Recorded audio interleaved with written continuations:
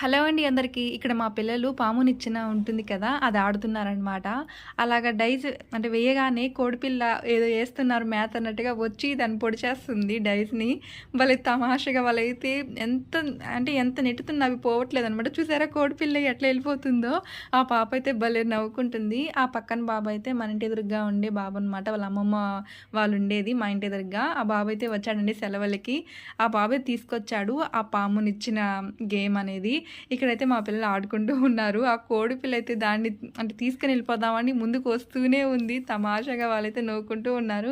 అవైతే బాగా అలవాటు పడిపోయాయండి. చిన్ని కోడిపిల్ల నుంచి ఇంత పెద్దయ్యాయన్నమాట.